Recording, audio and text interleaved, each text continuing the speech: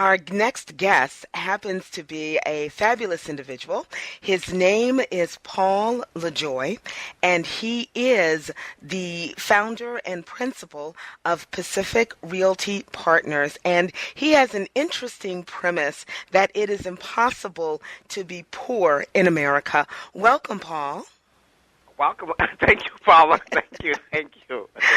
Listen, when I found out all about what you have going on, particularly your 8 essential elements for success, I really wanted you to share that with the audience. And before we get going, could you tell me just a little bit about yourself?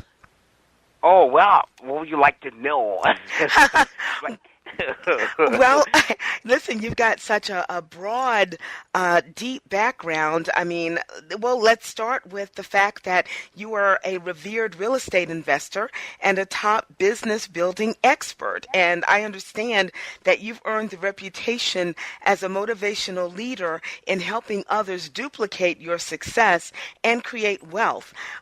Why do you believe it's impossible to be poor in America? Okay, since you asked me, I should talk about my background. Okay. I was born in a little village in Africa, right? Mm-hmm. Cameroon. You probably have never heard about Cameroon, have you? Actually, I have. I'm not an expert, but I have heard of it. Exactly. What do you know about Cameroon? Listen, I'm embarrassed to tell you that what I know is basically from the movies and every now and then reading an article where they would mention Cameroon. I am no expert by a long shot. Exactly. Okay, cool. So basically, not a lot of Americans, not a lot of people around the world knew about this country called Cameroon, but it's east of Nigeria. Okay, east of Nigeria. I was born in a little village called Mwambong, that nobody's heard about, and some years ago, some decades ago, maybe like 4 decades ago. Okay. I'm like in my 40s, okay? All right. So that's what I was born. I was born to a single mother, not really a single mother, but a mother that the husband, just abandoned. And she had 5 children in a poor village, in a poor country in Africa, the scum of the earth, right in the face. But basically, this is where I was born, because it's poor, and people don't like poverty. Okay, so I was born there, so I grew up with a little bit of hardship as I was growing up. Okay, and but then that did not deter me. That did not deter me at all. I remember at one point my mother's brother, the only sister that she had. Okay, he had put us up in like a in-law quarters of his hut. Mm-hmm. Okay, and I remember vividly as a child. At some point, he said, "You guys are out of here. You guys are out of here." I'm there with my mom. My siblings were living with other people, since my mom could not really afford to feed all these 5 children. No, she said, "You guys are out of here." So my mom and myself, we had to leave this in-law quarters, and another relative in the village put us up. I remember this so vividly, as if it was yesterday. Okay, now this guy put us up in his cockroach-infested home. As a little kid, you're growing up. You wake up in the morning, you have cockroaches all over your body. This is terrible. Wow. Hygienic conditions were appalling. And I remember one time, it rains over there. This is the tropics, torrential rains. Torrential rains. And I remember one time, it was raining really heavily, and these are thatched homes. And you can imagine, this rain is dripping like crazy, and it's beating on our backs. And my mom was crying, and I was crying with her. Wow. Someday, I'm going to do something. Okay. Right? Okay. I'm growing up in a village, secluded from the rest of the world. Not even, I don't think you even have radio, you don't have newspapers or anything, like that. But someday I'm going to get you out of this situation. So I worked very hard. I studied very hard. You see, the village school was so far away. I was 5 years old. I had to walk miles to get to school. Wow. And you arrive late, 5 minutes late in school, and guess what the teacher does? Abuses you by beating you up. What? Yeah. You're a little kid. I mean, you walk all these 5 miles or something to go to school alone. A little kid. Most kids are scared. Right? But here am I. I'm walking these many miles, and I get to school, and this guy abuses me. And I complain to my mom, say, this guy is abusing me. Right. And then And then he said, oh, and then one day he was passing through the village, and my mom stopped him and told him what I had told her, and then the guy had the audacity to say, oh, I do that to him because I love him. Really? I don't call that love. I don't know. No, it's not. It's not. But anyways, I worked very hard. I was able to graduate from that school, and then I went to boarding school. I mean, I actually went to secondary school, which is like junior high school over here in America, and the village, the town that I went to was bigger than the village, but it was really appalling. My first 2 years were really terrible because the hygienic conditions were really worse. They're terrible. It's like, there are no toilets over there. No toilets. So you want to go to the bathroom, and guess what? You have a pig waiting for you to do it. Oh, no. Oh, no. Over radio in a mask. Oh, no.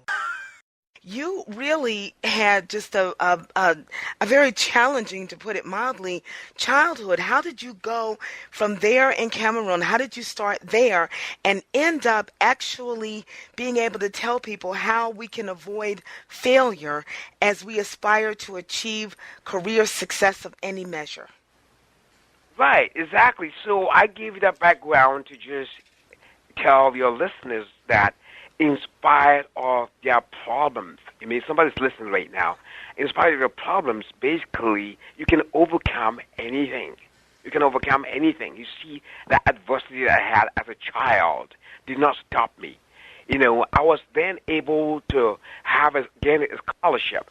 See, I studied very hard. So I used those challenges to my advantage. Okay. Okay, and I was able to get a scholarship by the Cameroon government to go to England.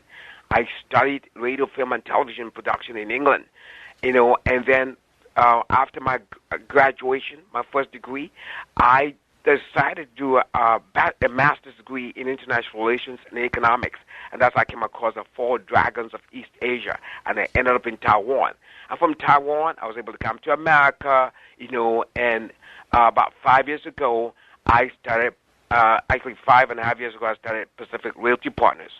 When I started Pacific Realty Partners, the economy was down the dumps, right? Really. Uh-huh. You know what happened? Real estate. You know what happened in 2007? Right. The bubble finally bust. Right. And then people are losing properties left and right. I live here in the Bay Area, San Francisco Bay Area, a pretty vibrant economy. But even in the Bay Area, there was foreclosures galore, especially in Central Valley.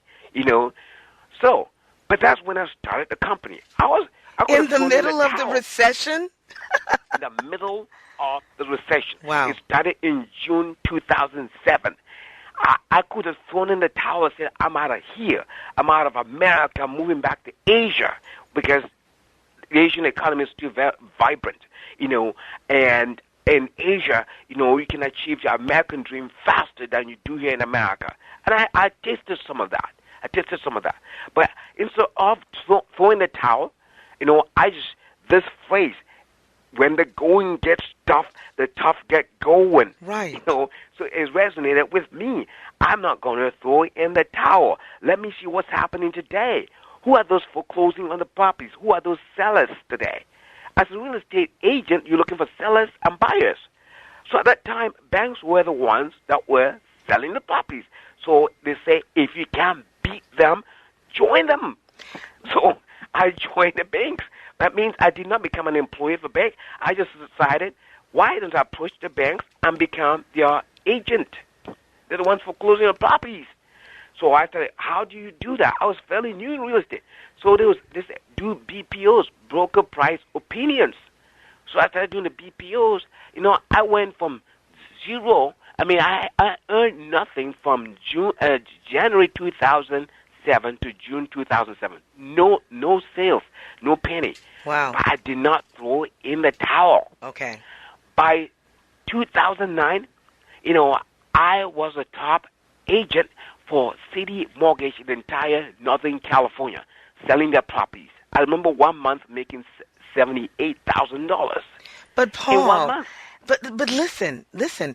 you've gone from there, not knowing anything about the industry, having to really get up to speed very quickly, middle of recession, you found an opportunity in the middle of that, and you now sit on top of a $50 million real estate business in just 7 years after immigrating to America. Yes. Yes. Wow. It's doable. It's doable. That's why I decided to write the book. It's impossible to be poor in America. You asked me that question. So America has all the infrastructure. Remember, when I was growing up back in Cameroon, they did not have the infrastructure. They didn't even have good roads. I didn't even have a good house. Wow. I had cockroaches in my house with rain, heavy rain. But here in America, the average person has a great house that they live in. They have mortgages. You don't have to even buy a property with all your money. Really, even 0.5% will buy you a house. Nowadays, basically, your mortgage can even be less than your rent. Right. I want to show people how. So you got every channel to be successful in America. You see, you have what? You have foundations. The Gates Foundation and all the foundations that are out there to help the average America reach their goal. You have what? You have venture capitalist firms. You have venture capital firms that are there to invest in your idea. You have angel investors who are there to invest in your idea. That's how Facebook was started. That's how Google was started. That's how YouTube was started. All these companies that I name here in the Bay Area that are movers and shakers around the world today was started because someone has an idea. Facebook, Instagram, just sharing pictures. It's impossible to be poor in America, Paula. I believe that. Some people think, my goodness, that's pretty controversial. Right. You're pretty bold to say that. I say yes. If you're not mentally or physically sick and you are poor in America, that means you're making $23,000 a year and your family of four. You have yourself to blame. But I'm not beating you up like the teacher beat me up. I'm just telling you I can help you make $23,000 in a month. Well, this is one of the things that I'm hearing. I love this conversation, and I hope our listeners are really enjoying this, because what I understand that you are saying is, and you have it in your book, it's vision, it's action. Do you have a vision or a goal? It's the passion. I can hear your passion. I can hear that, and the support that you're talking about, and the integrity that you've clearly displayed, mixed with that humility.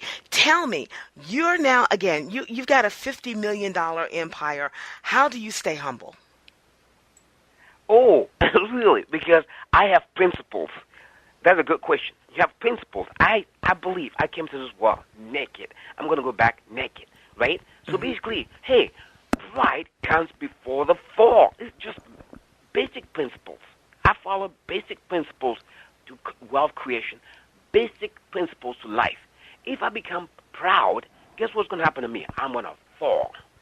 I'm going to fall, right? That's what happened to people like Saddam Hussein, right? Saddam Hussein, I'm on top of the world, right? And then he treats his people like scum, like the scum of the earth. Guess what?